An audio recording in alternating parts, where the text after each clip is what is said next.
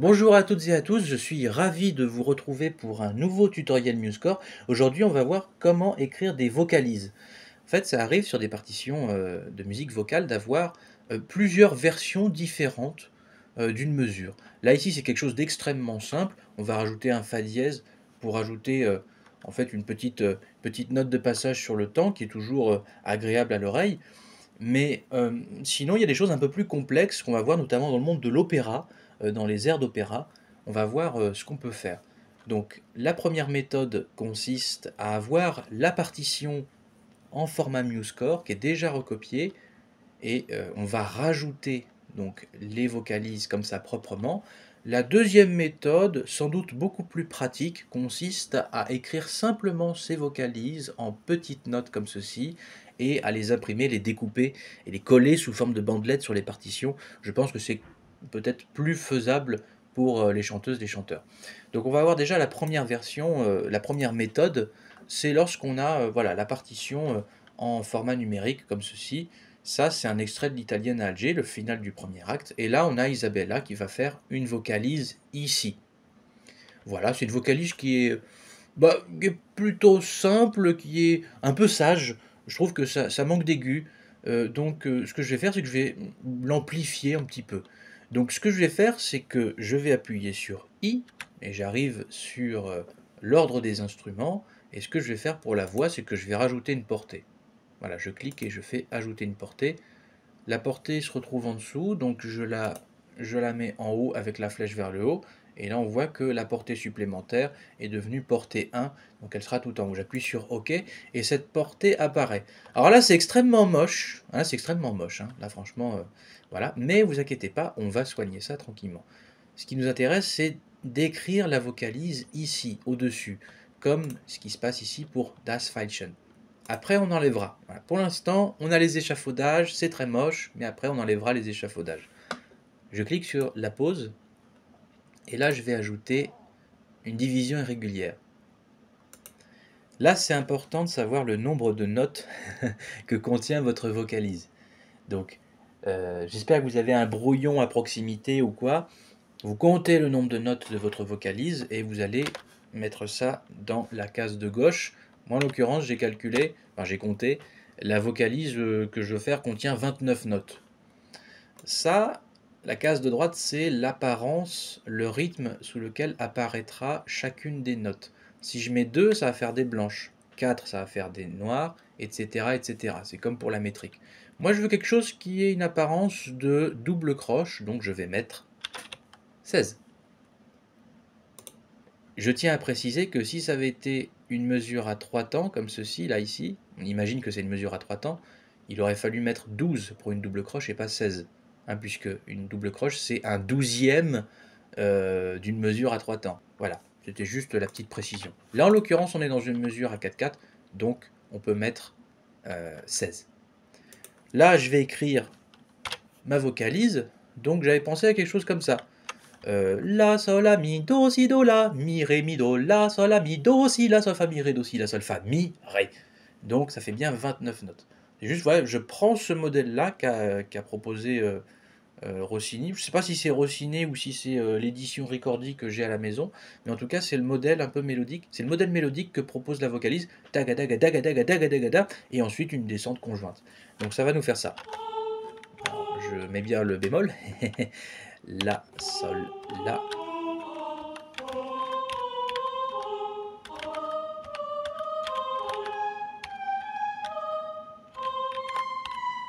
Je rajoute bien à chaque fois les altérations accidentelles, sinon il va y avoir des petits problèmes.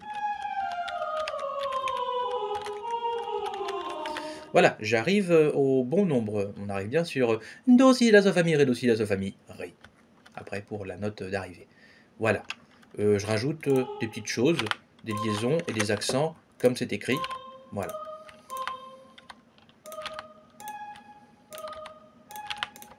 Voilà.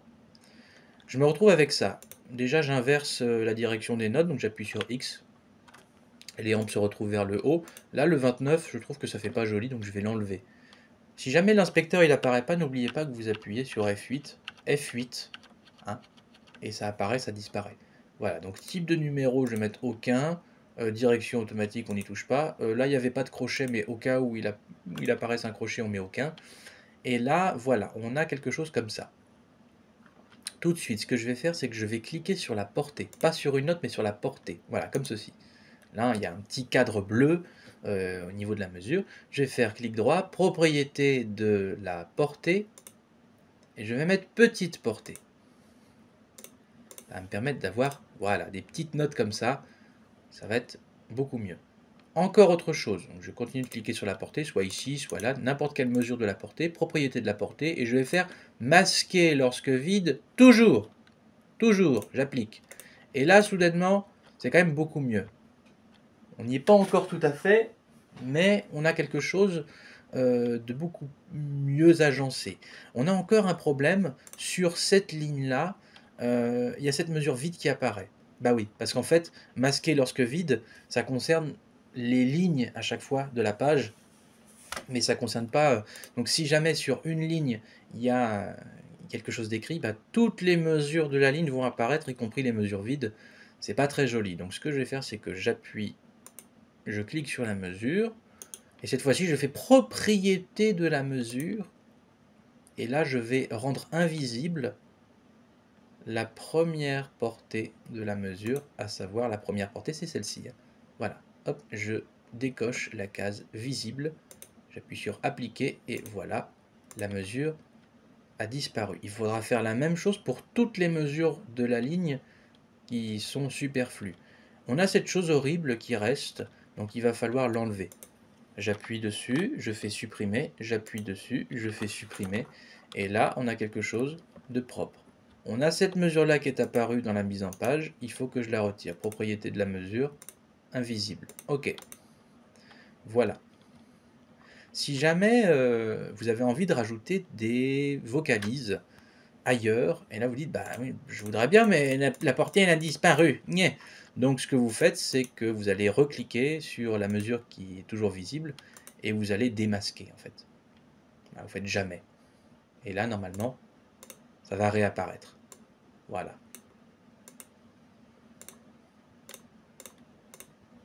Ça, c'est une première solution. Vous voyez que c'est une solution qui est propre. Je peux même rajouter, si je veux, si ça m'amuse, un petit ossia, comme ça, ossia, voilà, pour dire que c'était la possibilité que je propose. Là, si j'appuie sur lecture, il me fait les deux en même temps. Si jamais vous voulez vraiment pas entendre cette mesure-là, vous sélectionnez la mesure comme ceci. Et là, dans l'inspecteur, vous sélectionnez notes et vous décochez lecture. Et là, il ne lira pas ces notes-là, toutes les notes de la mesure. Voilà, là, il a fait que les notes du dessus qui sont toujours en mode lecture. Et là, après, tout va bien.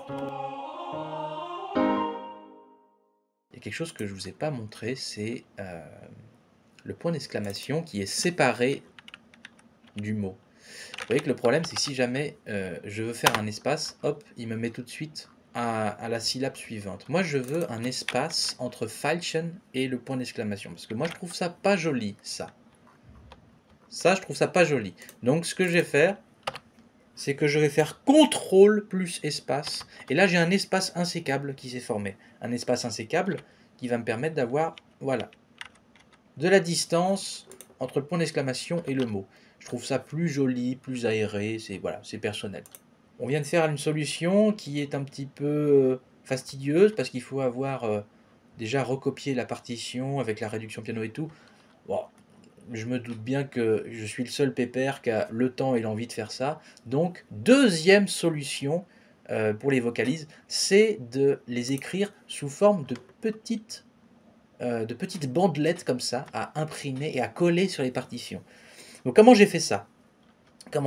Déjà, là vous voyez que c'est une petite portée, c'est écrit en petit. Si jamais je veux vraiment écrire encore plus petit, je vais dans paramètres de la page et je réduis l'espace de portée. Si je me retrouve avec un espace de portée de 1,2 mm, c'est encore plus petit, c'est même beaucoup trop petit là du coup. C'est beaucoup trop petit. Donc moi je vais remettre à 1.5. Une chose que j'ai enlevée dans style, j'ai enlevé les numéros de mesure, parce que ça sert à rien ici. Vous voyez que j'ai aussi désactivé l'indentation du premier système. Voilà, ça ne sert pas à grand chose ici. Là, ce que j'ai fait, donc j'ai écrit mes vocalises. Là, c'est celle qu'on vient d'écrire, donc 29 sur 16. Ici, 34 notes, c'est voilà, c'est la vocalise du futur. Là, hein. Là, c'est... Mais voilà, vous pouvez vous amuser à faire plusieurs versions comme ceci. Et ça, ce sont des choses un peu particulières. Je vais recommencer depuis le début. Sachez qu'à la base, voilà, vous avez quelque chose qui est un peu comme ça. Vous voulez ratatiner votre vocalise pour qu'elle prenne le moins de place possible. Donc la première chose que je vous propose, c'est de rétrécir, d'utiliser l'outil rétrécir, à savoir CTRL plus moins. Enfin, vous restez appuyé sur CTRL et vous appuyez sur moins un certain nombre de fois comme ceci et ça ratatine. Il est possible que ce raccourci clavier soit de mon invention, je ne sais plus.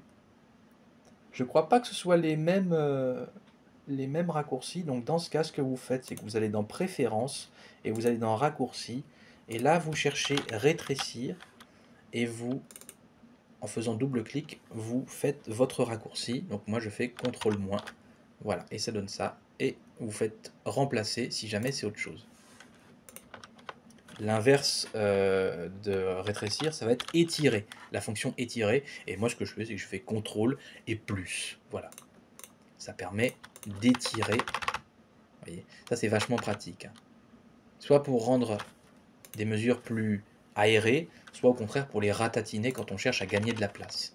Donc là je suis au maximum, je ne peux pas davantage ratatiner.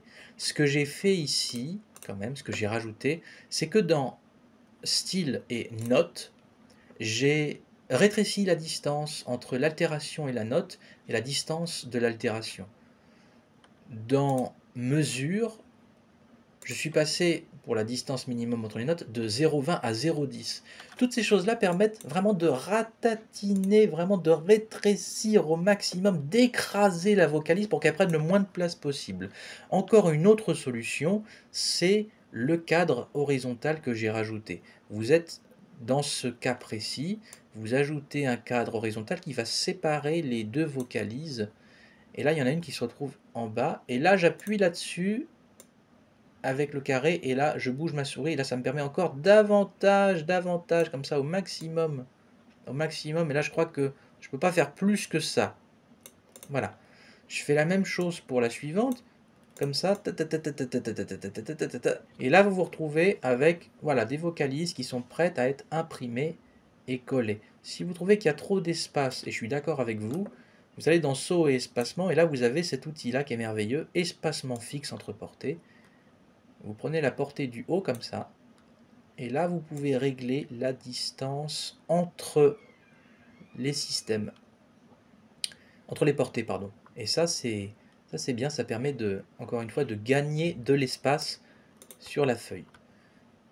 Voilà, là vous, comme ça, vous faites toutes vos vocalises, comme ça, une petite liste de vocalises, et vous gagnez un maximum d'espace, et vous imprimez ça tranquillement, vous collez ça tranquillement, à vous découper, comme ça, et voilà.